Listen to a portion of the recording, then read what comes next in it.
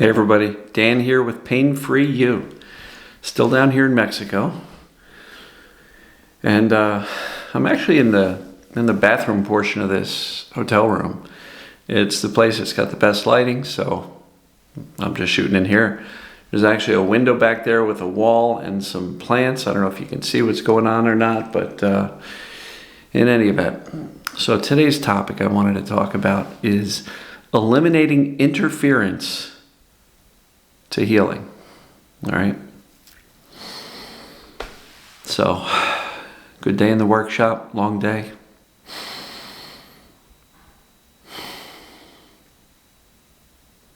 Take a breath, relax. All right. So, eliminating interference to healing or recovery. First, let me say I don't often use the word healing. Because healing generally is like I cut myself and it has to heal. Or I had an injury, a true one, and it has to heal. So I've really used the term recovery or teaching the brain safety so that the brain turns off the pain or the symptoms. Because I guess in reality, I don't think there's anything to heal. I think we just have to teach the brain that we're safe. So maybe I'll use the word recovery here. Eliminating interference to recovery. So this came from a quote that I heard in the workshop, which is, "Nature needs no help, just no interference." And it's a quote by B.J. Palmer, I think was the name. I don't know that person, but nature needs no help, just no interference. And I guess to translate that into the world of TMS or perceived danger, pain, or symptoms, recovery needs no help, just no interference. So is it really a job of fixing anything or just stopping the interference that tends to get in the way of well-being, mentally, emotionally, physically? Well-being means feeling safe and feeling well in all three of those regards, mentally, physically, emotionally. So I believe without interference, our brain knows how to create a system of natural health, mental health, emotional well-being, physical health. And so what are the types of things that can create interference? Well, certainly misinformation. Emotions are natural, but the belief that we're not supposed to feel emotions, I think that's interference to the natural state, because you look at a baby, a year old. When they're sad, they're going to cry. When they're angry, they're going to make an angry face and have a tantrum, right? You can learn a lot about feeling emotions from watching children, right? They don't suppress, they don't repress. Throughout our lives, we were taught that emotions are bad. Being taught that emotions are bad is the interference. What we're trying to do is get rid of that interference by allowing ourselves to feel whatever emotions come up without judgment, right? To me, that's the name of the game emotionally. I'm not a big fan of going and digging up the old crap. I did that for a long time. I journaled myself into a depression, just never helped. Didn't get rid of the symptoms, that's for sure, because at the end of the day, I was trying to find some long-lost emotion that was a magic key to unlock my chronic back pain and sciatica. But that wasn't it. It wasn't that there was some long-lost emotion or trauma that I had to find. It was that my brain perceived emotions as dangerous. So let's go to the root cause. My brain perceiving emotions as dangerous, or stress as dangerous, my life events as dangerous. Young kid, financial problems, stressful job, long commute, right? Those types of things, my brain perceived as dangerous, overwhelming. Emotions, such as anger at how my life ended up where it was, where I had all those challenges in my early 30s. There was anger, but I was a nice guy. I didn't show anger because I was kind of decided a long time ago I don't want to be like Dad. The interference in my world was deciding that anger had no place in my life and I wasn't going to feel it because I never wanted to be like Dad. That was the interference to my well-being, which ended up causing my brain to distract me or protect me from the emotion called anger, which I had in my early 30s, but I didn't admit it. And if you asked me if I was angry, I'd be like, no, I'm pretty chill, no problem. But there was anger. And in hindsight, I look back and go, yeah, there was a lot of anger, because I'd been studying self-help and business books and Entrepreneur Magazine and all that stuff since I was 18 years old. And in my early 30s, to have none of that success that I had been reading about was infuriating, right? Doesn't mean I was a bad person, doesn't mean I was a failure. It just meant that wasn't where I was supposed to be. How the F did I get here? And that created some internal anger that I just never really was even aware of, let alone expressed or felt. So interference can be in the way of belief about emotions. Interference could be having somebody tell you, well, you've got mental health challenges. You have depression, anxiety disorders, right? General anxiety disorder. Here's a mental health label. Here's some medications. You're broken. That's interference, in my opinion. Physically, boy, we have some pain show up somewhere, likely due to TMS, or as I call it, perceived danger pain. But then the interference to that being resolved is the medical system failing to treat us and telling us that we're broken and we better get used to it. You might have pain for the rest of your life. That's interference from the natural state of well-being, right? So what type of interference do you believe is slowing down your recovery? Well, if perceived danger is the biggest problem, then continuing the interfering thinking that is perpetuating the perception of danger, that's some interference. So what if we were able to notice that our thinking is not providing any benefit towards recovery and stop believing those fearful thoughts, right? What type of interference do you have going on? Is it your thinking? Is it the fact that you're still maybe suppressing emotions? Are you a people pleaser and that creates resentment and anger and internal rage that you're not allowing yourself to even acknowledge, let alone feel?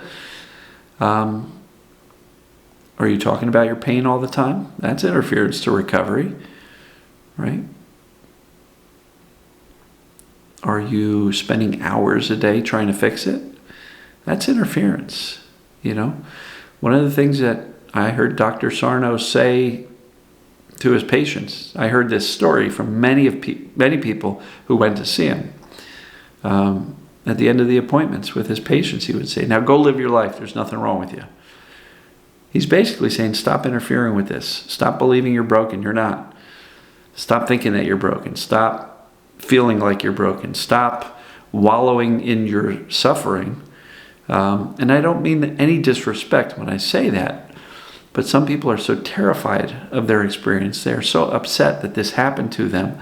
They have such resistance to what actually is the current case that they get stuck ruminating on.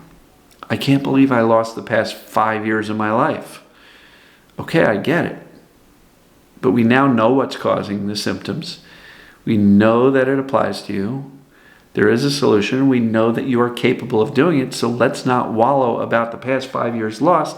Let's make sure we eliminate the interference that is potentially delaying your recovery now. And I think one of the biggest examples of interference is allowing symptoms to dictate your emotions, having an immediate reaction of fear to every symptom. Because if you continue to react with fear to every symptom, it's going to be really hard to teach this brain, this scared subconscious brain that's just trying its best to keep us safe. It's going to be really hard to get that brain to turn off the symptoms If in fact you're running around like your hair's on fire, running around screaming, danger, danger, danger, I had the symptom, oh my God, I'm terrified, this is so hard, I can't do it, That's interference to recovery. Because when you realize what's going on, that it applies to you, by definition, that means you're not broken. You just have a scared, overprotective brain. So if you could learn to notice your reaction to the symptoms and learn to choose a different reaction, one which is much more calming, soothing, reassuring, panic less, freak out less, that's going to get you moving in the right direction, for sure. So I know I've probably missed some things, but what type of interference do you see that might be slowing down your recovery? Talking about your symptoms all day, every day, complaining about your symptoms, viewing yourself as a victim. And I'm not saying that this has been fun, and I'm not blaming anybody or judging anybody for feeling like a victim. I was in that place for over a decade, so I get it. But that was never part of the solution. All those things are interference to recovery, to getting better. So what can we do to choose not to do the interference anymore, right? And a good word for interference is also resistance. Hating your symptoms. Hating your life because of your symptoms. It's not part of the solution. Deciding that you're not actually broken and the symptoms are nothing more than an indicator saying, decide you're okay, decide you're safe, and then think, act, and behave as if that's true. And just by nature of doing that, the interference starts to be lowered and lowered and lowered until the point that the brain turns off the symptoms. So, interference. What's going on in your life that's interfering with your own recovery? Because as, what was his name? B.J. Palmer says, nature needs no help, just no interference. Our well-being needs no help, just no interference. And to that point, even our well-being, our body weight, our nutritional everything, it needs no help, it just no interference, which basically means junk food, sodas, booze. I'll even put coffee in there because I don't believe coffee is good for us. It's good, but it's not good for us. So if you were to just eat good, whole, healthy, pesticide-free foods,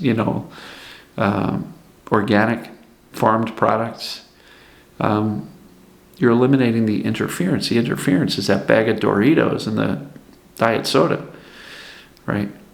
So what type of interference could you stand to dial down and do less of? Because I think when you look at it that way, it's not about, Dan, what do I do to get better? It's not about what you do. Maybe it's about what you don't do anymore. Don't panic. Don't focus on the symptoms. Don't bitch about them all day long. And if anybody took offense to that word, please don't. But we all do it. Guys and girls. We all bitch about things. So I'm going to wrap this one up. Going on 14 minutes. Love you all. And I believe in you. I know you can get well. I imagine all of you getting well. Imagine yourself getting well. Imagine yourself responding calmly with clarity and certainty and deep knowing, I'm good. I got this. Imagine that. Because as we start to imagine it, we start to bring it into our reality. Our brain cannot tell the difference between reality and something that is vividly imagined. And I think, I did a video not long ago where I said, if you can't imagine yourself fully whole and healthy and pain-free, start imagining yourself implementing the steps, being less fearful, more positive, that you can recover because there's nothing wrong with you in the first place. So, see about reducing the interference, the noise that's keeping you where you are. So, gonna wrap it up. Love you guys and gals, and we'll see you tomorrow. Take care.